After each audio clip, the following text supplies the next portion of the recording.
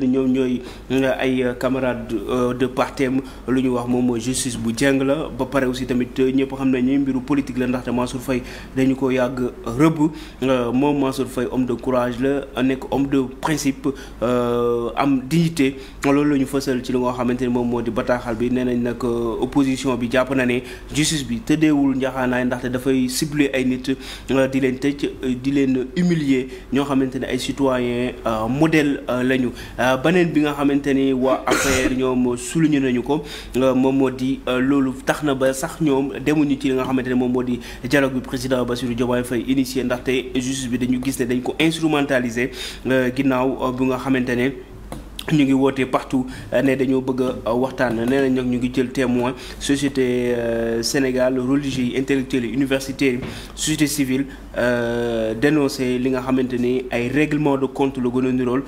que justice di woon ak militants yi nekk Sénégal yëpp ak diaspora ñu tënku ci lu nga xamante ne moom moo di combat bi mu nekk combat pacifique bien sûr qualifié ne jàpp gu ñu jàpp Mansour Faye c'est injuste et du leneen lu dul politique. ñu wax ci dialogue national bi ñu jëm. waaw dialogue national bi ñu jëm waa Tambacounda société civile ak tamit parti politique yi ñoom ñëpp àddunañ ci dernier virage bi waa Tambacounda lañ ne ñoom lu ñu bëgg moom moo di cohésion sociale am ñu wàññi parti politique yu bëri bu ko defee développement social mën a am ci dëkk bi ndaxte am na bànqaas yu bëri yoo xamante ne dafa sooxe boo jëlee mbay mi agriculture wala sax pêche bi artisanat bi yooyu yëpp dafa taxaw yooyu yëpp nekk na ay points yoo xamante ni yu essentiel yoo xamante ni waruñu ko jël suufeel ko ci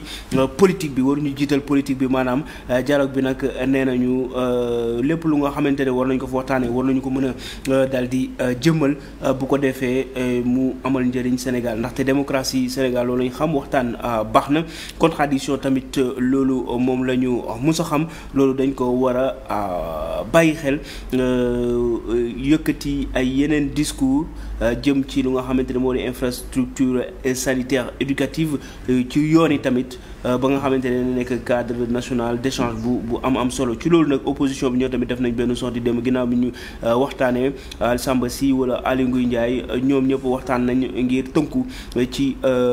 position bi nga xamante ne adopté nañu ko lu ñu wax ñoom ak waa société civile nee nañ décision boo xamante ne jël nañ ko ci dialogue bi na nekk décision yoo xamante ne dañu koy appliquer bu ñu def comme ni ñu doon def dialogue rek après discuter ñu bàyyi noonu kenn du ci jël benn décision. ñu dem fële ca Côte d'Ivoire daal di ko fay ndax waaw Côte d'Ivoire tey jii lay ubbi li nga xamante ne moom moo di élection li nga xamante ne moom Banque africaine de développement tey jii na ba le 30 mai lay doon ci li nga xamante ni moom moo soxal liggéeyu Banque africaine de développement ñu fàttale rek ne banque bi moom dafay taxaw ci lépp lu nga xam ne mooy développement Afrique ak ay africain jàppale ay ndaw africain tamit bokk na ci donc tey jii war nañu xaatim li nga xamante ne moom mooy plan bi loolu war a am ay élection ñu ne nag li nga xamante ni moom moo di liggéey bi dafay wéy ñu wax fàttali ni candidat yi juróom lañu mën nañ ci citer nga kenn koo xamante ni doomu Sénégal la muy Amadou Hott nekkoon fi ministre fii Sénégal war a ñu kenn ku ñu fal war a wutu ki nga xamante ni mooy Akinwumi Adesina mooy le Nigérian le président sortant. ñu ne Banque africaine de développement ay pays la États-Unis ak 47 pays africains ñoom ñëpp dañuy bokk ci li nga xamante ne moom moo di vote bi bokk tamit ci décision yi nga xamante ne ay décision politique la ak économique lu toll ci juróom benn junni participants dinañ ci bokk ñëw jugee ci monde finance jugee tamit ci mu nekk ay chef d'État wala ay ministre des finances wala ay gouverneur banque centrale investisseur privé ay leaderu ONG ñoom ñëpp dinañu fekkee ndaje moomu nag ñu ne Banque africaine de développement encore une fois dafay participer ci lu nga xam ne moom moo di croissance ñu ne nag ki nga xamante ne moom mooy wutu Akinwumi Adesina mën na nekk le 30 la ñuy xam li nga xamante ne le 30 la ñuy xam li nga xamante ne moom mooy turam en attendant travaux yi mooy dernier jour bi nga xamante ne moom lañ koy clôturer. merci beaucoup Pape Malick ñu jaajëfal la bu baax a baax 5 profils yi. kan moo ci favori pour le moment le candidat de la Mauritanie. waaw nee nañu candidat Mauritanie moom mooy c'est le mieux placé mais sooy xool en fait bon man j'ai lu dans les journaux que am na ñoo xam ne ay anciens wu Banque africaine de développement lañ nekkoon nañ fa ay directeurs ñu ne Amadou Hott c'est le mieux placé ñun nag ay sénégalais ñoo ko wax mais boo xoolee ci configuration bi ni mu demee. ak soutien yi. ñi nga xamante ni pays yi nga xamante ne daanaka bon am nañu influence. ils soutiennent le Mauritanie mooy Ould Tah moom la ñuy soutenir mais tamit bon Amadou Hott aussi tamit am na avance ci benn côté parce que dañuy wax ne en fait pour nga nekk président bi foog nga nekk bilingue quoi parfaitement bilingue. te le président te le Mauritanien bon il est pas parfaitement bilingue. donc loolu sax bokkoon na ci fan yi la passé débat bi nga xamante ne proposé woon nañu ko moom bokkul ci lii di débat bi mu ñu mujj ko annulé sax parce que dañoo wax ne débat bi on le fait en anglais et en français donc bon loolu nekkoon benn waaw am na benn mais tamit am na avantage benn côté mais beneen côté tamit ci soutien yi nga xamante ne dëkk yu bëre le Mauritanien la ñuy soutenir loolu avantage la beneen bi nga xamante ne peut-être désavantage la moom mooy par exemple Amadou Hott moom ci direction wu Akinwumi Adesina la nekkoon mooy président sortant donc mun nañu wax ni nekkul continuité lay doon nekkul rupture parce que yéen ñeneen ñi la plupart dañuy woote rupture que loolu pour nga def campagne bi c'est facile parce que da ngay wax ne de toute façon lu ñu doon banque bi ñu bëri dañuy critiquer que banque bi y a des investisseurs parce que n'oublions pas que c'est pas les pays africains am na tamit les Européens ak tamit les États-Unis ñoom ñoo dugal seen xaalis ci banque bi te ñoom ñoo joxe injonction donc amul souveraineté comme c'est ça le débat dañuy wax ne Akinwumi Adesina le président sortant moom daanaka dafay nekk solde ñi nga xamante ni ñoom ñooy les pays yi nga xam ne ñoo nekk à l'étranger ba pare aussi tamit am na beneen chose y a beaucoup de scandales yoo xamante ne tamit dernièrement noté nañu ko foofu moom mooy ay recrutement yoo xamante ne jaaru yoon ay trafic d'influence ak yu ni mel ñu ngi koy accuser le président sortant te Amadou Hott il est comptable ci bilan boobu donc loolu tamit mën nañu wax ne point négatif la ci lu nga xamante ne moom moo di présidence bi beneen peut-être bon maa ngi suñu xam naa sénégalais yi Sénégal nee nañu bon de toute façon c'est mort mais c'est pas mort parce que bon c'est un homme compétent et tout dañuy wax ne état Sénégal tamit bon su soutien bi aussi tamit xaw na sooxee quelque part parce que amuñu ay leviers pour contraindre yeneen état yi bien que sax état yi ñoo souverain pour wax leen bon comme avant nu ñu ko doon defee nga xamante ne le président s'est déplacé dans les autres pays pour discuter ak les chefs d'état ñi nga xamante ne ñooy gouverneurs yi wala sax ministre des finances yi convaincre leen ñu mun voteel seen candidat mais bon on espère on croise les bras d'ici le 30 bon tey la kii bi du tijji bon d'ici le 30 on verra. non man dernier point bi moom mooy ci lobbying bi rek moom laa bëggoon yokk mais briefé na ko en fait parce que c'est très important genre yi su mel ni souvent ñëppay compétent c'est-à-dire tous les candidats dañuy compétent maintenant à juste quelques exceptions waaw yenn affaire yu ndaw moom mooy lii mais souvent dañuy compétent parce que tey pour dire vrai aussi làkk nekkatul obstacle parce que tey rencontre yoo gis yu ci ëpp même si tu parles pas anglais am na ay traduction yoo xam ne ça te permet d'être à l'aise dans le débat donc du doon c'est vrai que plus lay doon mais ñoom ñëpp dañuy compétent après là où va se jouer l'affaire mooy peut-être si lobbying bi te malheureusement pour Amadou Hott il y a pas son état pour booster lobbying boobu c'est-à-dire ñi nekk fii ñu ngi soog a toog te miinuñu non seulement sur le plan international seqaguñu bokk ak yeneen réew yi lu ñuy demee pour démarcher lobbying boobu noonu te aussi ñoom tam ñu ngi nekk ci yeneen jafe-jafe yoo xam ne ci lañ nekk donc c'est en défaveur quand même voilà le moment ne s'y est pas donc malheureusement pour moom mais comme il dit on garde toujours espoir bon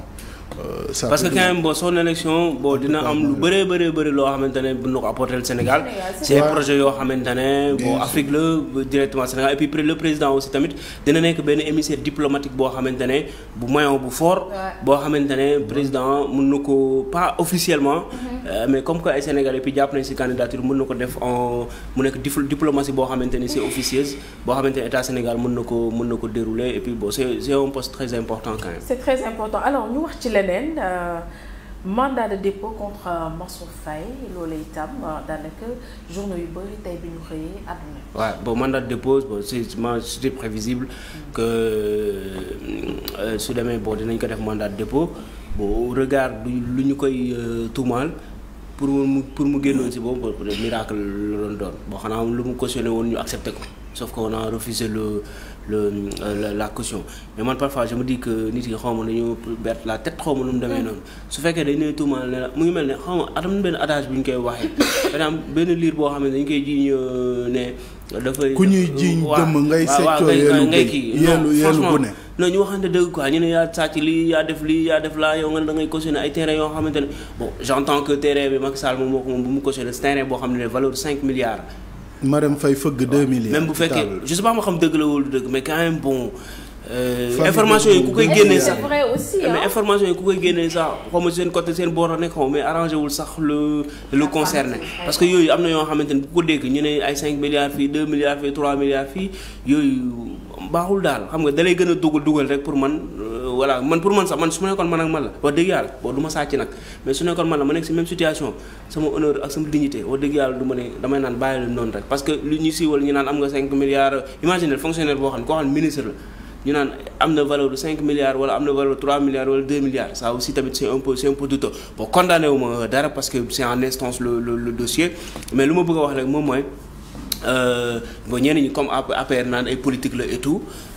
ñoom ils sont dans le crier politique mais bon il faut que aussi tamit nit yi nga xamante ñoom la ñuy jox ñu jiite suñu mbir yi ñuy doxal yoon ah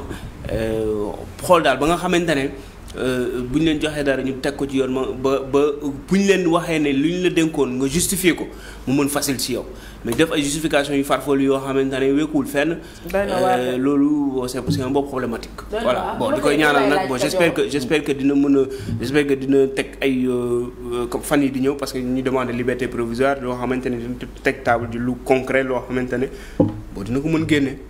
voilà parce que kenn yéenewu ko aussi kenn yéenewu ko tamit voilà maa ngi koy laaj Kajoor ce matin ma ne ko est-ce que info yu may gis dëgg la parce que ñii ñu ngi naan 5 milliards ñii ñu ngi naan 2 milliards quoi qu'il en soit doy na waar c'était prévisible quand même le mandat de dépôt. quel que soit 5 milliards yi ak 5 milliards yi mooy terrain bi ñuy wax estimé à 5 milliards bu jugee qui viendrait de Macky Sall 2 milliards yi viendrait aussi de Marième Faye nga xam ne sœuram la bon. Ça coule des milliards dans cette famille apparemment léegi le problème mooy man seen affaire cautionnement yooyu noonu ñuy wax ba léegi y a un fait boo xam ne man moo ma marqué et j'avais du respect pour la dame mais tey laa gën a am respect parce que Dieu sait que j'ai jamais été tendre avec ce régime de Macky mais Sophie Gladima c'est-à-dire man lu ma gëm mooy man su ma jëlul je suis sûr que jëluma su ma naroon def 10 ans sax dama koy tëdd 10 ans mais je donne pas de caution du ma joxe benn caution parce que defuma donc tu es quitte avec ta conscience bu ñu la naree tëj ñu tëj la ci loo xam ne defoo ko elle n'a pas donné de caution bañ ko waxee lii la caution bi lii la mun a joxewuma dara parce que yéguma tinuma fekkeewuma elle est en train elle est sous mandat de dépôt donc moi c'est une posture boo xam ne dama respecter posture boobu c'est vrai que yoon may na ko mu joxe caution mais yaakaar naa personnellement aussi ñàkkul lu mu joxe caution ñi ko wër ñàkkuñu lu ñu mën a dajale caution bu ñu joxe mais c'est par dignité parfois am na loo xam ne loolu lay laaj mënuñu la di la toppee ay milliards nga dajale ay milliards teg ne jox leen caution su ma doon justice bi damay jël caution yi ba pare ma téye la ci kaso bi ndax dañu soxla xaalis. soo ko doonoon. heureusement doonoo ko. ah mais boo téye caution yi moom da ngay bàyyi nit ki